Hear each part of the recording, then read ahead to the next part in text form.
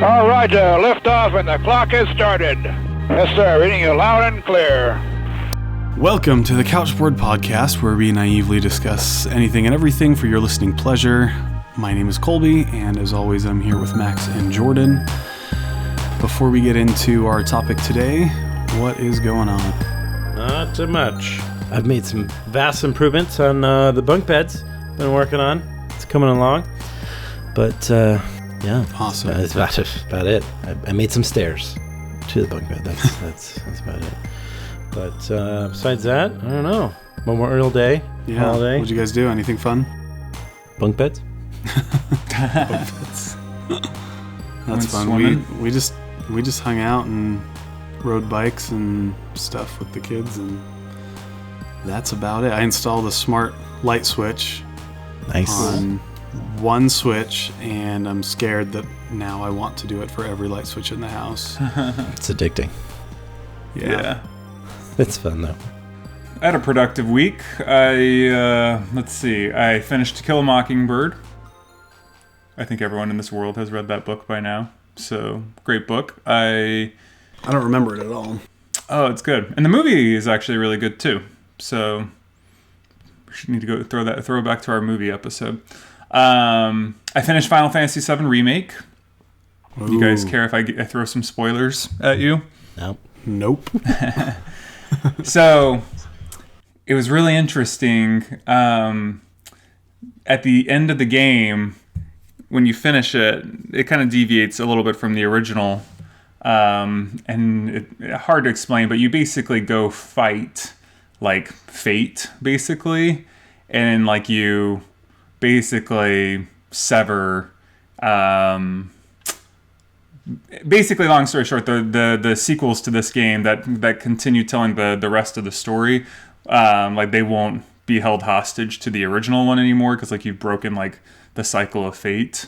So it'll be interesting, like to see like, so it's not really like a remake. It's more of kind of like a sequel, like in an alternate timeline.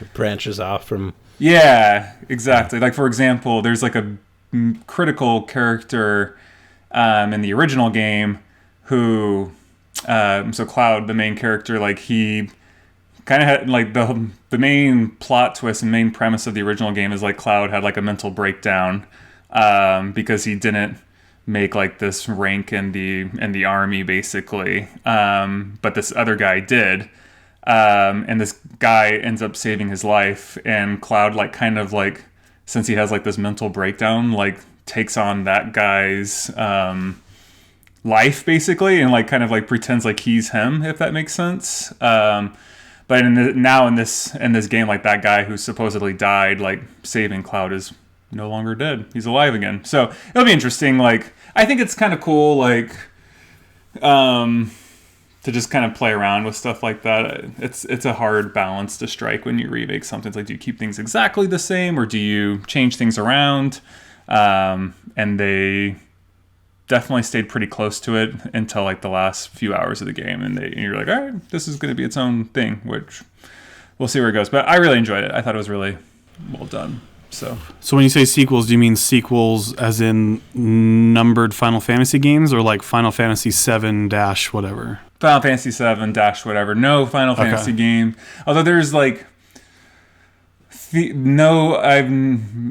far as the numbered games go, like there's no real connection between any of them. Although there's like theories maybe that I've read theories where it's like, oh, maybe they all do take place like in the same world, but just like over thousands and thousands of years and just totally removed from each other. But 7 is not related to 8 to 9 to 10. They're all standalone games. So well, I'm sure that's good. It's probably good though, that like, because you want to keep it close enough to the original that, you know, because that's why fans are coming back, right? To play it in a revamped setting. But it'd be good. Maybe they'll just have a new story arc added. Yeah, well, it'll be interesting because I think like Final Fantasy VII had like one of like the biggest plot twists. So like in an RPG game, like, you know, you have like your main cast of characters that you can like choose from to like have in your party and fight with and everything. But and I'm sure I could be wrong on this, but like never, ever, ever do any of those characters die permanently, ever. Like it's just like one of those unwritten rules. It never happens. And it just shocked everyone in Final Fantasy VII where they actually killed one of the main characters, and it spawned like endless rumors and theories. And this was back before like the internet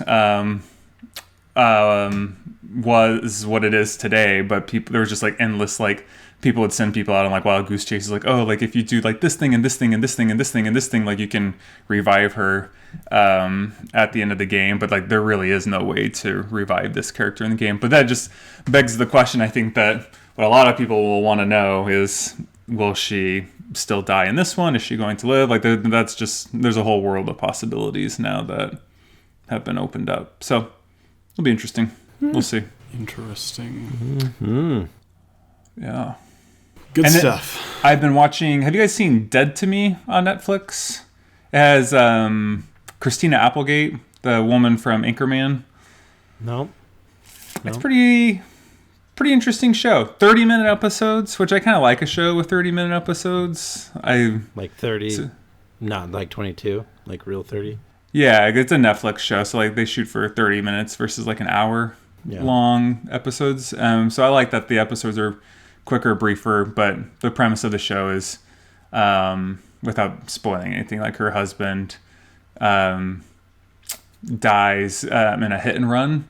And then she befriends a woman at a grief circle who's also kind of weird and crazy, and then things just kind of go nuts from there. But it's a pretty good show. And apparently, as I was watching it, I learned Will Ferrell is an executive producer on the show. And it's not really it's definitely not a comedy, but it's kind of like a dark comedy.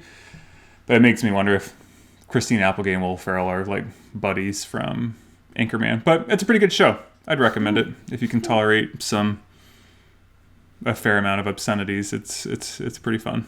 Yeah. Yep. We finished up 30 Rock. That was good. All 7 seasons. Without spoiling anything, is there like, how was the ending? Because I feel like sitcoms always have like a hard time like wrapping up, you know? Yeah.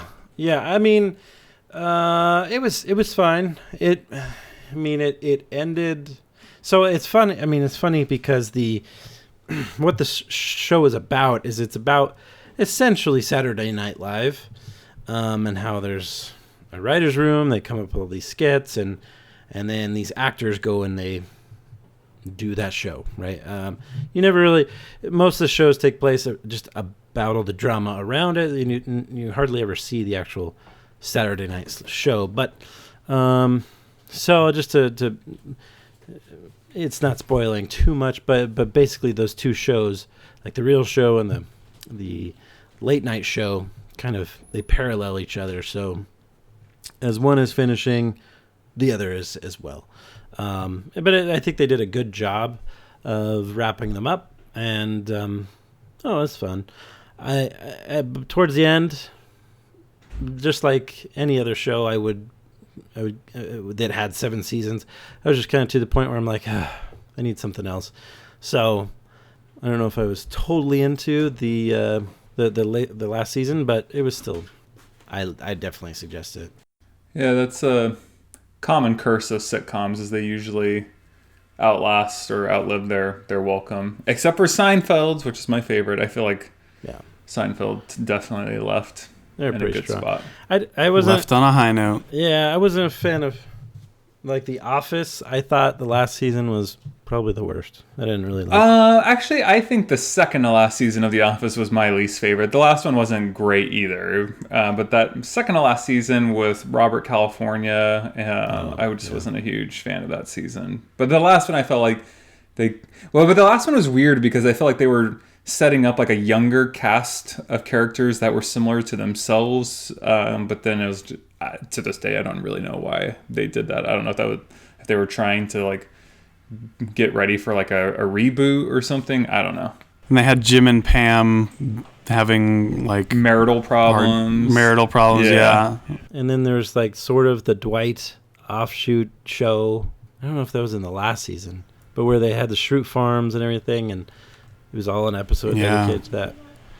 the pilot for the for a spin-off show. Yeah. I don't remember that actually for some reason. It's the one where they have a funeral and Dwight's brother and sister come back.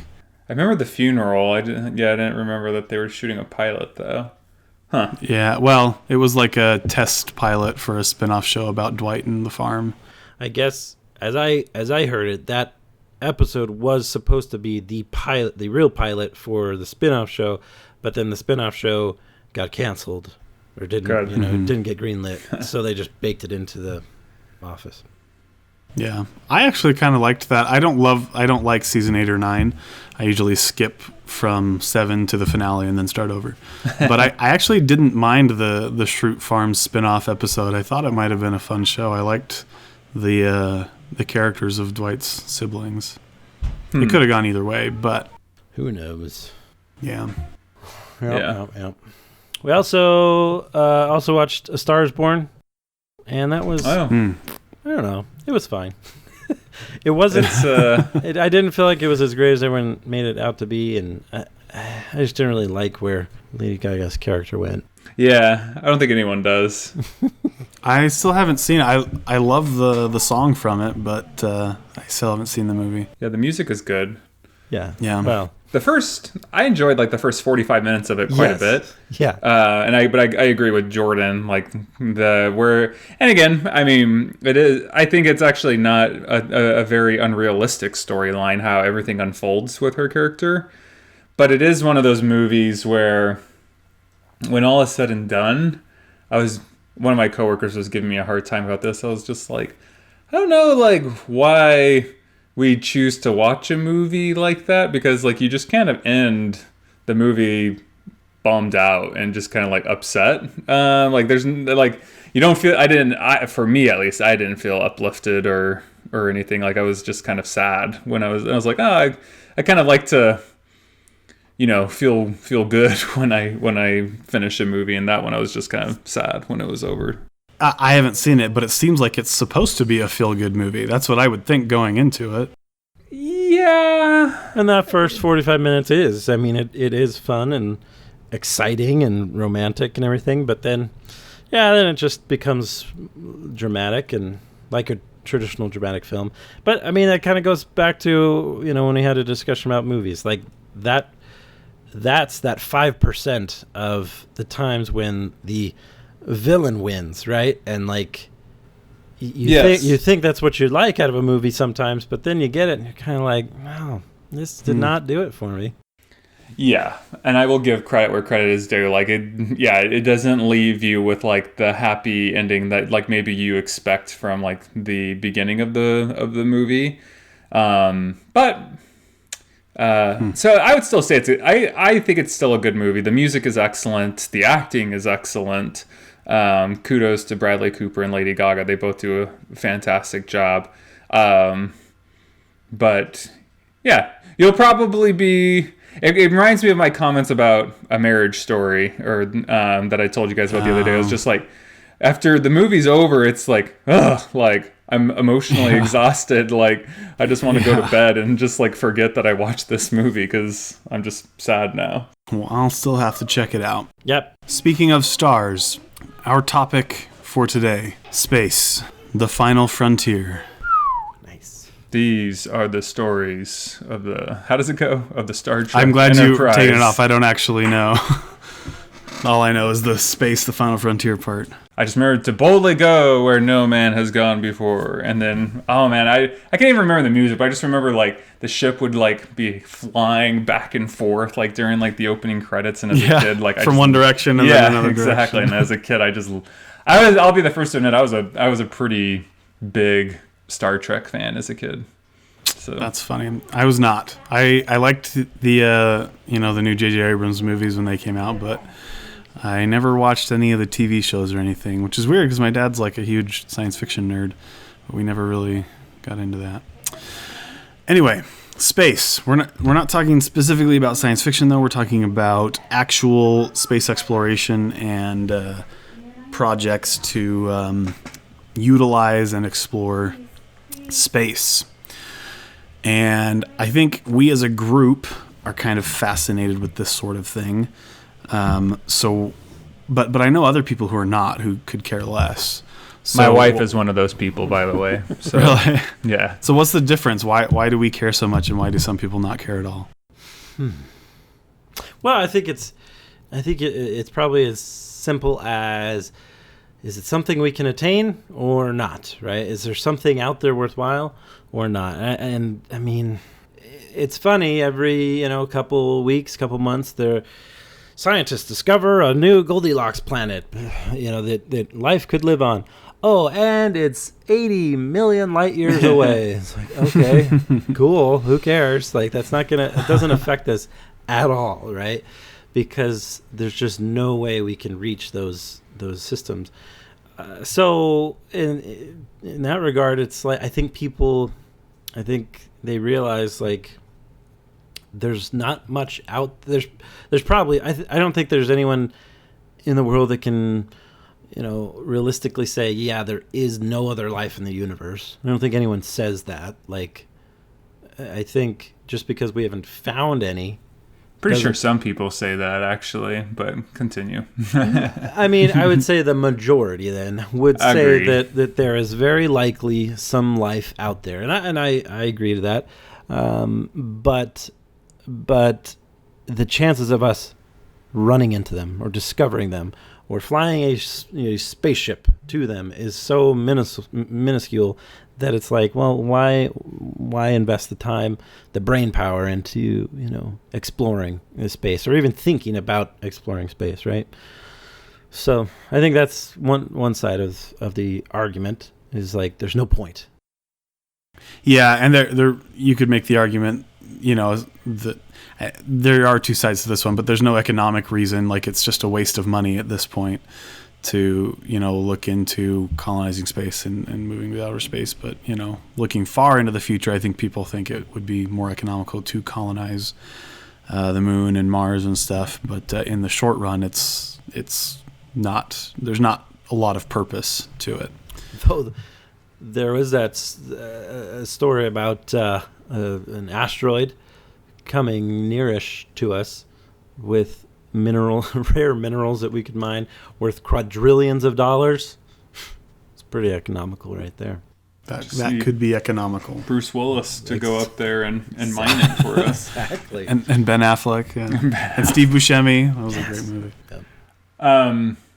I think, though, how you started off the conversation, Colby, and like the idea of like the last frontier, I think there's something about that that's always interesting for humans. Like, you look at Earth, we've pretty much, as far as land goes, like, we've covered every square inch, and there's not a lot left to be discovered. I guess you go into the ocean, there's probably a lot down there to be discovered, but I think that's always interesting, and people are always fascinated by it. Like, I grew up watching Indiana Jones and stumbling on like these hidden relics or like these like lost civilizations. It's just super fascinating, and I think that holds true with space. It's like, what else is out there? What else don't we know? And I think people are curious and want to know. And I think the other thing is, like, when you talk about just the idea of a frontier, like when you think about like American history and like the Western frontier, like it's a chance for culture to evolve and for people to try out and learn new ways of life and new ways of thinking and new ways of dealing with different environments. I think that is probably less true when you think about space exploration, although I'm sure, when Jordan says, like, is it economically viable? I'm sure, like, there's people out there that are counter-arguments that will be like, well, look at all these like technological advancements that we've made from the space program. But then when you compare that with how much money has been spent on the space program, I don't know if they really justify the cost. But that's definitely Emily's argument, again, not really loving the space program because it's just insanely expensive. But I think it's cool. I say let's keep doing it. I think it's cool, and I love the privatization of, sure, because SpaceX and a couple others, I can't remember any off the top of my head, but there's a couple, and they've found a way to make it sustainable for a little while at least. So there's some good economics coming out of that. Plus, I think, like you said, with the technology is a huge draw that, like, it's the challenge, right, of space. It's like the least hospitable place right. that we know of. Let's see how we can survive out there. Like, and we have to use like the most advanced technology, the most advanced theoretical understanding of physics, and that's kind of the draw too, is the challenge that way, and the fact that cool technology comes out of it. And I think the popularization of science fiction stories have helped a lot too, and people see, if we keep pushing, we could get some really incredible things that people have thought of that aren't possible now, but with time and human ingenuity, maybe will be possible one day. Totally agree. There's also Elon Musk's his goal to get life on another planet, because if an asteroid, if we destroy the planet, or if an asteroid hits us and kills us all, that's the end of the human race as we know it, right? So if we at least get a couple people in a colony on Mars, then we'll be a little redundant and can take a hit to Earth and still live somewhat. Perpetuation of the species. Definitely a draw. It's just fascinating, right? Everybody, unless you're in a major city with super bright lights, everybody can look up at night and see the stars, and it's just mystical, and it just makes you wonder each of those is a sun, and that's only a small portion of the suns that we can see, and it's like, what is out there? Like, maybe if we can just get to Mars, then we can start to rapidly get to other planets, and to increase our exponentially increase the technology that goes into it, right? I think that's just fascinating. And one thing, and we could probably get into this more, but I downloaded a little while ago, I downloaded this app. It's called Space Launch, or Space Launch Now. It's pretty fascinating because it just lists all of the rocket launches around the world. And I had no idea there were so many people sending stuff into space. There's this launcher one, I guess it just failed a test yesterday, but there's the Russians, the Japanese, there's the U.S., there's People's Republic of China, there's Iran, there's the Republic of Kazakhstan, there's so many, and then within the U.S. and within each of these countries, so many companies, not just state-sponsored efforts, but companies in those countries that are also building their own rockets and sending their own satellites. And it's just crazy how many people are now getting into space. And maybe it's just for satellites and things, but I think we have a monumental effort tomorrow with SpaceX and NASA to take two or three astronauts back into space, launched from the U.S. That's the first time in many years. So I don't know. I think it's just exciting. I think like you guys said, I think just the excitement and wonder behind getting into space and learning, experimenting more. I think that's just what draws a lot of people. So, and it's nice to see that it is working again. Like the will to explore space is kind of booming again. Yeah, totally. I agree. Yeah, there was kind of a lull there for a while. It's fun to be back. So favorite moments in space history. What comes to mind when you think of like stories or things that have happened in the space race, and then currently in our current iteration of space exploration? What are kind of some of your favorite moments? The space race is cool. It's hard for me to relate with it too much, just because clearly it was over by the time I was born. But I still think it's amazing, and I like the conspiracy theories about the moon landing. So that's a fun moment. But I remember as a kid when we landed what do you want to call it, like a rover or whatever you want to call it, on Mars. And I remember learning about how we did it, and I was like, oh, that's kind of cool. Like that, it's not anything like insanely fancy, but basically we launched it, and then when it came time for it to land on Mars, like it just basically turned into a gigantic balloon and then just bounced around until it came to a stop. I was like, oh, that's like actually a pretty good idea. I don't know how else you would make that work as far as like a Mars landing goes. So I remember that and just being like, and then I remember like my dad like showing me a magazine when I was a kid, like, and I don't know, maybe I'm wrong and I don't know my history well enough, but I feel like it was like some of like the first pictures of Mars that we had seen. And I remember like looking at me like, whoa, like that is just really fascinating and really interesting. Like that's a totally different planet from ours. And we have pictures of it. And it's just, it's interesting to think about. Whole other world out there outside of our own. Yeah. I love the history of space and the space race and all that cool stuff. It's pretty amazing to think about. I remember in like 4th or 5th grade going to the Smithsonian in DC and seeing all the cool space stuff there, and like the copy of the lunar lander, and it's just super cool to see all that stuff. And then I think recently my favorite thing that I've seen is watching some of the SpaceX rockets that have, I don't know, I wish I knew what they were called, but the ones that take stuff up into orbit and then they come back down and land.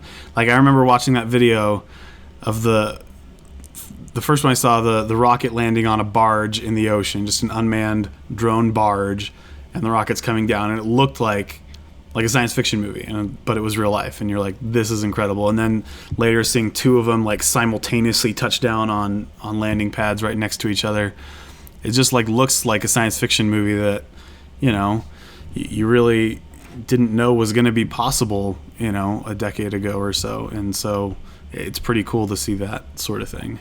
Yeah. I mean, the first time, I mean, they did it first with just one rocket landing on like a pad, and they tried on the barge and it failed. But eventually they finally got to landing 2, like side by side. And it's like, I don't know, it brought a tear to the eye. Like it was just incredible to just see that like that was possible for us. And I don't know, that was pretty incredible in recent years. For me, I would say it goes back to Hardee's fast food restaurant before Carl's Jr. bought them out, or Hardee's bought Carl's Jr. I don't know, but when I was a kid. If you guys remember Pogs. Oh yeah. It wasn't like a Happy Meal thing. It was something you had to buy above and beyond. It was around the time when Apollo 13, the movie, was coming out. And so for some reason Hardee's introduced this Saturn V rocket, and there's, I don't know, 5 parts or something that you would get and you would assemble, and it was, because it's a big long tube, it could hold your Pogs in it and all your Slammers. And it's pretty sweet. And a buddy of mine, his dad worked at Hardee's, so he was able to get us some of our own rockets because they were like limited edition. There weren't very many, and it was pretty sweet. So at the same time, so I saw Apollo 13, and I thought that was like a really great movie. I still think it is a fantastic movie.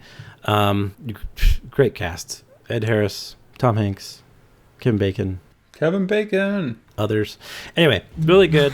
And so I think that was like when I first started like getting fascinated with just space and space travel, even though that was a bad flight for the Apollo program, but just the fact that they were able to still bring those astronauts back home safely, even in a time of crisis, it was just amazing. So that's kind of one of my first monumental sort of space memories, just jumping in, learning about Apollo 13 and where we were currently, and now it's, like I said, it's just fun to see where we're at now as humankind, how much progress we've made. Pretty amazing. That is pretty amazing. pretty intense stuff. I just bought Apollo 13 like a year ago, and I need to watch it again because it's one of my favorites. I love that movie. Very good. As well. All right, so where do you think space exploration will plausibly be in our lifetime? Where will it end up? Like, at what stage do you think we could get to in our lifetime? Moon colonization, Mars colonization, past that, not to that yet? What do you think?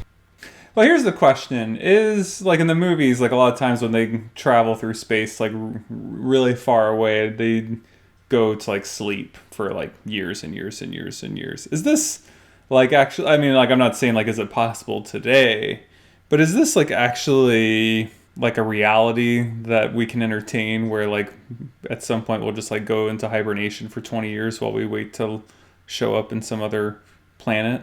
So what I've seen is there's two things they do. They do like the cryo sleep or whatever it is. Yeah. I don't know medically if that's something that's that we what I do. want to know. I mean, you can induce a coma, but there's no guarantee that someone will come out of it. So I don't know if that's plausible. The other thing is the relativity thing, right? Where if you travel near the speed of light, time is different on Earth than it is in the object that's moving that fast. And that's obviously real, but we can't get anywhere close to those speeds at this point. So we don't really know what that would be like. Yeah, I just think, I mean, like, I'm just like trying to think, like, are we going to see a person on Mars in our lifetime? I bet so. I bet we'll put someone on Mars in our lifetime. Assuming we all live to a ripe old age. I think that'll happen in the next decade, 15 years. Wow. You think private or the government's going to, or NASA's going to do it? I think it'll be a combination. I think NASA plus SpaceX plus and/or Boeing. I think they'll. Yeah, I think they've got a couple, and I know just enough to get me in trouble. I think they've got plans to, get these astronauts from NASA into space, dock with the space station. Then I think there's talk of building a. We have the International Space Station, but there's talk of a space station that orbits the moon, and that'll be like a lily pad where we can hop from to get to Mars. And then there's just the how do we get back from Mars, right? So I think there's some steps that have to happen in between us getting to Mars. But I definitely think that we're on the right path. I mean, SpaceX has made like 70 or 80 successful launches, and taken supplies to the International Space Station or sent satellites up. So I mean, I think they've got a pretty successful track record, and I think this launch tomorrow will further cement that. So I think once this it'll be kind of a last milestone before we really start seeing some movement and progress towards some of those longer term facilities being stood up and things. So I think we're on their way. Yeah, I would say for sure Mars, definitely the moon again soon, and the moon will come before Mars, but then I would say Mars next decade or so. Now, I just don't know what we do beyond that, right? I mean, I think we could explore Mars and build it up, colonize it a little bit. As far as what we do beyond Mars, I don't know. We'll see. Just because the next planet you could get to is Jupiter, but Jupiter's just a gas giant that you can't really land on. So I don't know what you would do there. But Titan, yeah, you could get to the moons of Jupiter or Saturn. Saturn's a lot further. I don't know. Who knows? Yeah. Do you think we'll be able to colonize or start colonizing? Have permanent installations on the moon or Mars? I think we could. I don't know if it's funny. It's hard to know. Like, I don't think so. I don't think we will. Not in our lifetime. Nah. I think we definitely could. I just don't think we will, if that makes sense. Yeah. And when was the last time we've been to the moon? Like, how many decades has it been since someone went up to the moon? It's been a long time. 73. Yeah, I feel like we've kind of learned everything we need to know from going to the moon. So really, the next step is to make use of the resources. So who knows? I don't know. But are there resources on the moon that outside of cheese space? What's a cheese? There's the Jeep up there. I like Jerry Seinfeld's joke about like the moon is like the ultimate like male fantasy. It's like, yeah, let's just go up to the moon and hop in the Jeep and just drive around and collect rocks. Yeah. And what's the first thing they did when they got up there? They just drove around. Yeah.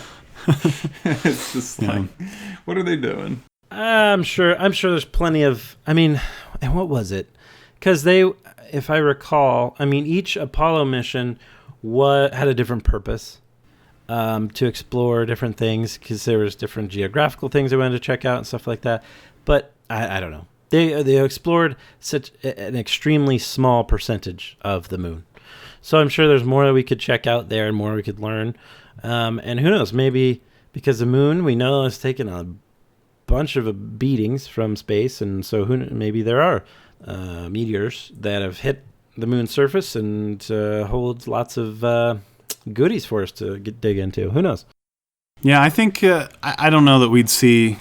I definitely don't think in our lifetime we'll see colonies on Mars. I think we could see some sort of permanent installation on the moon that's constantly manned with like a rotating crew, kind of like the space station. I think that's definitely a possibility of something we could do. And then from there, the only economical thing I could see doing from there maybe in our lifetime is maybe coming up with a way, maybe not implementing it, but having plans to mine asteroids from the asteroid belt that could potentially have some lucrative minerals.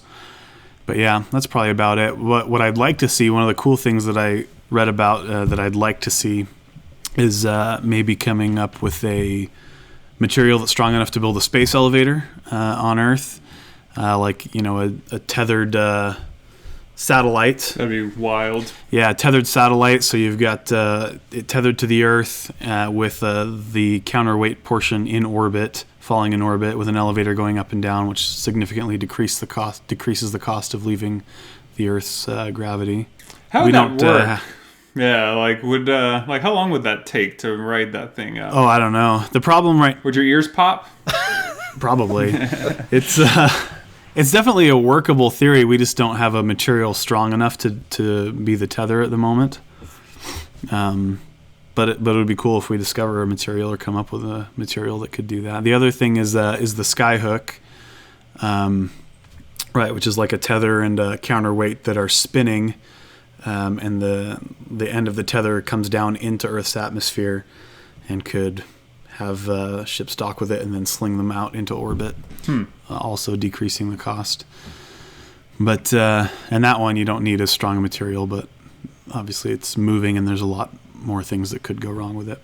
But still, some cool ideas that are theoretically possible that hopefully we could design and come up with in the near future. I don't know. I think it just depends on the will of the human race, right? To get to and stay on Mars, because SpaceX's first successful launch was 2009. Then their first successful landing, 2015. And since 2015, yeah, like I said, they've had some 80 successful launches and landings. So that's a pretty significant amount of rockets. I mean, if that kind of pattern continues into the future, and it's all kind of structured around progressing our path to Mars, I think we'll definitely get there in our lifetime. I guess it'll depend on whether or not the people want to stay, but I think it's possible. But before the people actually go to Mars, we'll probably send a number of rockets over, land on Mars at a particular, base that we establish. They'll land there, and then when people actually get there, they'll be able to just break out all the boxes and actually start to build up their little colony. So unless we want to break that colony down, they got to figure out how to get off of Mars, and that'll be tricky too. So I'm sure there's great potential to go to and eventually stay on Mars. Good deal. Okay, this is the big question. In your opinion, is there life out there? Are we alone in the universe? I agree with Jordan's earlier point. I think, yeah, there's definitely life out there. What that life looks like, I have no idea. I think and we can get into the conspiracy theories of, has that life made contact with us already? I'm extremely skeptical of that. Mostly because I listened to the Tom DeLonge episode of the Joe Rogan podcast, which I was like, this is... I don't know if Tom did a great job. I know. of conveying his data.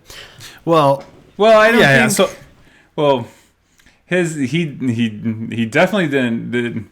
We don't have to even debate that. He did a horrific job of, building a case around why we should. I mean, I think Joe gave him at least 50 million different opportunities to answer just some very basic foundational questions, and he could not answer any of his questions. It's all shrouded in secrecy, probably because he doesn't have answers. So that does kind of narrow the question down, or I guess divide it into different pieces. So, life is very general. Life could be single-celled organisms. It could be basic multicellular organisms. And so the differentiation between, I guess, life and intelligent life is one I should make. Just sheer statistics would tell us that there has to be life out there somewhere, some sort of living organism. But then the intelligent life question is a little more complex, especially when you think, do we count as intelligent? If so, then, they haven't found a way to get to us yet. Or do we mean a civilization that would have the ability to communicate or even visit us? So thoughts, maybe a civilization like ours. What are the odds? Do you guys think they're out there? Yeah, I'd say absolutely. I would say think of what our civilization will look like if we successfully carry on for another 1,000 years. If, for the most part, we continue to progress, think of what we could accomplish, right? Or what we could look like as a species, what technology we've unlocked, right, in 1,000 years. Probably a ton, right? If we don't fall into nuclear war, and destroy each other, probably on leaps and bounds ahead of where we are right now. So if there was just one planet out there with humans just like us, or species similar to us, and they were just 1,000 years beyond us, let alone, 1,000,000 years ahead of us, right? I would say there'd be nothing stopping them from having unlocked the necessary physical tools to travel around the galaxy, the universe, and even come visit us. Recent reports, there's some objects up there, we don't know what they are, flying around at super, hypersonic speeds instantaneously. So, there's something. There's a million different explanations for all of those things. Yeah, no, really. Do you know any ship that can accelerate from 0 to 2,000 miles an hour? No. In a split second? Which was this one of the... I did see something recently because of Tom DeLonge, actually, who was tweeting out new stuff. Yeah. I can't remember. Was it the Pentagon that had released some new footage? Yeah. So they recently officially released the stuff that Tom's group leaked. And so, yeah. But the videos and things that they're showing are basically the military tracing this object across the sky. Sometimes I saw that. Barely able to keep up with it because it's moving so quickly. And it looked like, from what I recall hearing about it, is like the object knew our capabilities, right? Or how we would track it, the techniques that we would use to track it, and it would kind of juke us, right? And kind of play with us is what it seemed like, or some of the people that were witness to it kind of said is that the object, the ship or whatever it was, seemed to be toying with us, knowing our limitations and things. So it is interesting to think about those things. I think most of the UFO and whatever conspiracy theorists are pretty nuts, but there are some things that are pretty irrefutably strange and unexplainable that happen, on Earth, that mankind doesn't seem to have an explanation for. And the common rebuttal is, the military is testing these things. These are things that we own, that we've created. But there's so many military personnel that see these things and can't explain them. I don't know. I feel like, plus also they claim that we've been building these for years, right? And I don't think they'd have kept it this secret for that long. Anyway, there's some discrepancies. I think the notion that the government's sitting on a bunch of alien technologies, is it possible? Sure. But I don't know if it's based on solid logic. The one experience that is hard for me to shake or explain is the Bob Lazar story, where he was hired to go work out at a subsection of Area 51 as a propulsion physicist, and he saw these weird craft that had and went inside them and all this stuff and whatever. He goes through this whole explanation, and he shows none of the typical things you would see with a crazy conspiracy theorist. All of his answers have remained the same throughout all his interviews. He's been very candid about them. He's taken polygraph tests. He's had other people corroborate that he did work at that place at that time. There's actual evidence that his records of working at those places were buried, but then have been uncovered where people have tried to make it look like he didn't work at those places. But then they've found records that he actually did. So there's a lot of weird stuff going on with the Bob Lazar story that makes me think maybe some of it could be true. But again, I don't know, and I don't have any explanation for it. I mean, I don't know. I need to reread or re-listen to his story. I feel like Tom in that interview with Joe told the story. Did he not? I feel like he talked about Bob Lazar. I didn't watch that one, but Joe Rogan does have Bob Lazar on the show. Yeah, I'll probably just go listen to that episode to hear. It's a good one to look at. I feel Joe was left after talking with Tom. I was that whole Bob Lazar thing is pretty interesting, and but that is the thing is someone like Bob, I and again, I'll be the first to admit I don't know a ton about him and his story, but even if he didn't change his story, and even if he did work there and all these things, it's it arouses some suspicion, but it's just one of those things you can't know one way or another. And I would hardly begin to believe the man, because someone like that though, it's I don't think he's just trying to yank everyone's chains. He either saw what he said he saw, or he's just certifiably insane and truly believes he saw what he said he saw. So yeah, I mean, one thing that was interesting that he kind of discusses is the discovery or we acquired, I forget how he puts it, a new element, and the element allows us to manipulate gravitational fields. And the thought was that maybe allows for space travel, right? Because we know we can't, E equals mc squared, and we can't get too close to the speed of light without dying, right? So, but what if there is an element that, if able to be harnessed, allows us to bend gravity, to bend time, things, would allow us to create our own little wormholes or something, then I mean it seems more plausible that we could travel around the universe. I think there is that technology or those capabilities that are definitely out there. We just haven't unlocked, that we just haven't gotten to that sort of plane of thinking. But like I said, I think there could be other civilizations that have gotten to that depth of knowledge. Now, have they come here and are staying at Area 51? I don't know. Who knows? But that was what was probably most curious out of Bob's talk, was just the potential of new elements with specific capabilities.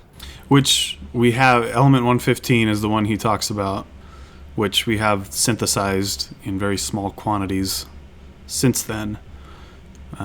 But yeah, we didn't have it back then. Mm-hmm. Mm-hmm. Very interesting. Very, very interesting. All right. Any last thoughts?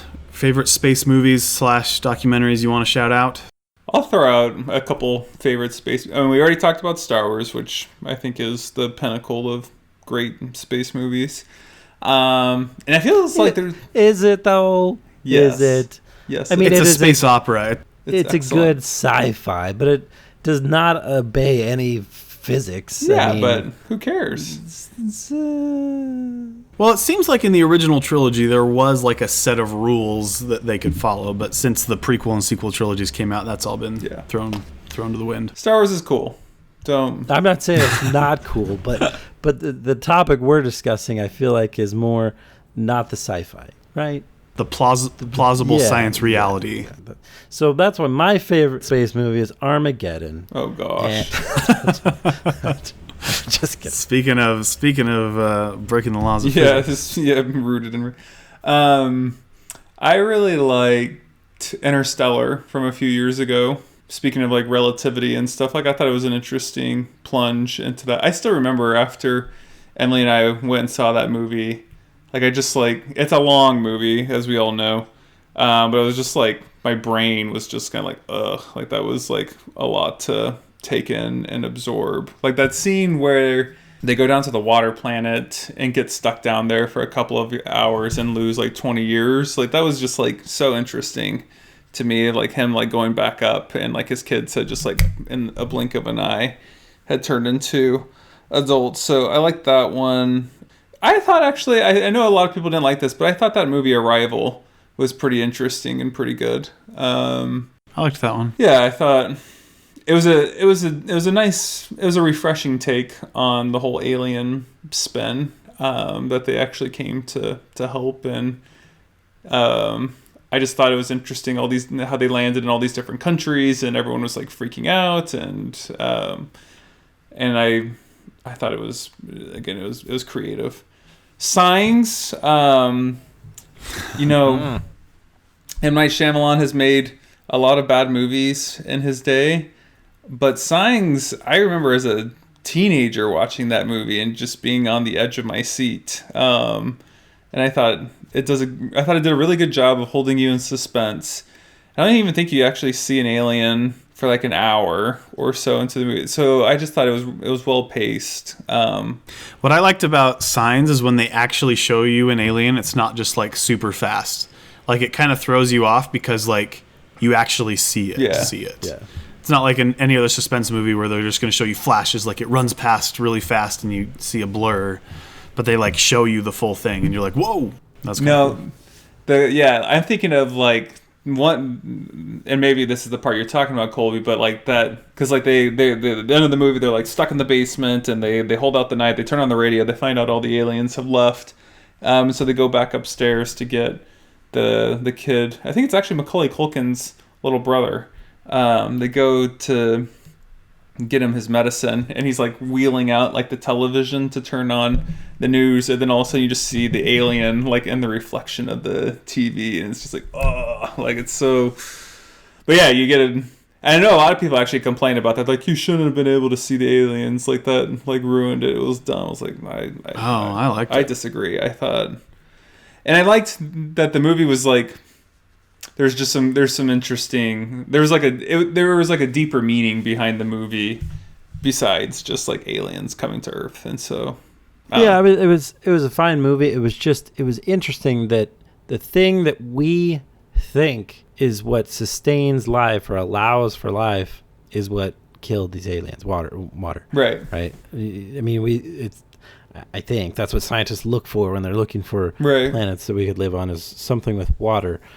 And yet, why would those aliens land on this planet? Because life finds a way. So stupid. Thank you, Ian Malcolm.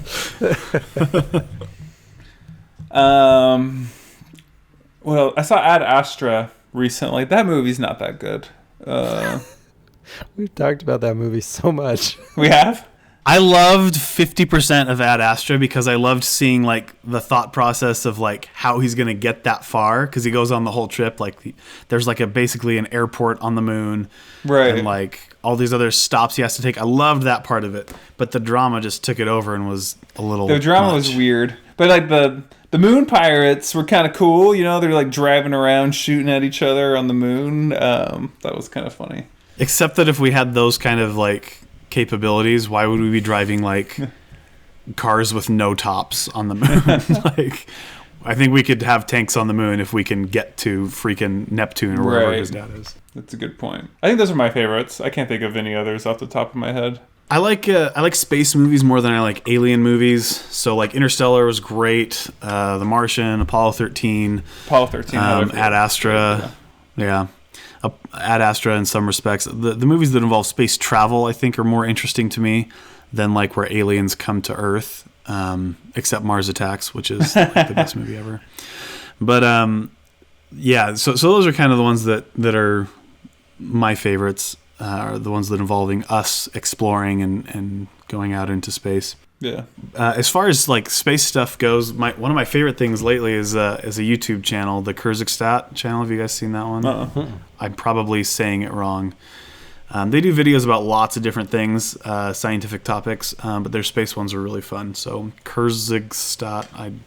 Do they do those like infogram type of cartoony? Yeah, they're all cartoons, Yeah. kind of like infographic cartoons that are really colorful, and they all have birds in them. Yeah. Yeah. They're good. They're good. So check out some of their videos, like the Great Filters and the Fermi Paradox. There's some fun ones. I would say, like I said, Apollo 13, fantastic movie. I really like those that are historical, that kind of tell of our race to space, or just our experience in space. I did, just because, given the time frame, I did like Armageddon. I think it was fun. Oh, Armageddon's fun. When it came out, I was like, wow, that's pretty cool. So that was exciting. But and you got a great song out of it, Aerosmith. Fantastic. What song? Can you sing it for me, Jordan? No, I'm not gonna sing it. Gravity, I thought was good. I know it had mixed reviews. I think some people loved it, and other people's. I think it had positive on it. critical reviews, but yeah, I know some people didn't love it. Yeah, I just liked. I mean, it's pretty realistic. I mean, it seemed pretty realistic based on like Sandra just kind of hanging out there in space, floating around and waiting to die. And realistic, other than the fact that like every 2 minutes something else is going wrong, and jeez, it's space. It's unpredictable. But like I was saying, it's National Geographic produces it, but it's a docudrama about going to Mars, and so it laces in all of these, Elon Musk and who's his face, a Virgin Mobile guy, and like scientists from today, and then there's a story that's like a decade or so into the future that's being dramatically told of these astronauts preparing to go to Mars and stuff, and they're using all the tech that Elon has created, and everybody else. So it's a really good series. I didn't realize there was a second season, and I just found out there was. So I'm gonna go watch that. I think it's on. What's it called? It's called Mars. So it's a little hard to find, but pretty basic. Just be sure to throw in National Geographic, and you'll find it. Okay. But I think it's on, at least the second season's on Netflix. I started watching it on Hulu, so check that one out. Very interesting stuff. Dope. Okay. Any last thoughts about space, the final frontier? No. All right. We'll get there. Well, I think this has been a fun episode. I love talking about space. And I think it was Max mentioned at the beginning, anyone with an imagination, or I think it was Jordan, anyone with an imagination who looks up at the stars at night can see the vast possibilities of what could be out there and what we could potentially find if we could just find a way to get from star to star. And so it's really fun to think about, and I think has kind of captured our imaginations and a lot of other people, and it's kind of fun to think about and compare what could be in the science fiction stories that we've been told, and the actual science and what we've accomplished, which has been pretty intense and pretty cool to this point. So that is our episode on space and our interests in it. Be sure to check us out, subscribe, rate us, and review us. Apple, iTunes, Spotify, Google Podcasts, all of them. Follow us on Twitter, Instagram, Facebook, and YouTube at The Couchboard. Thank you very much for joining us. We know you have many options in the podcast realm, and we appreciate you jumping on board with us. Thank you very much. Thank you. See you guys. Wheel stop. Roger, wheel stop, Discovery. Welcome back. A great ending to the new beginning.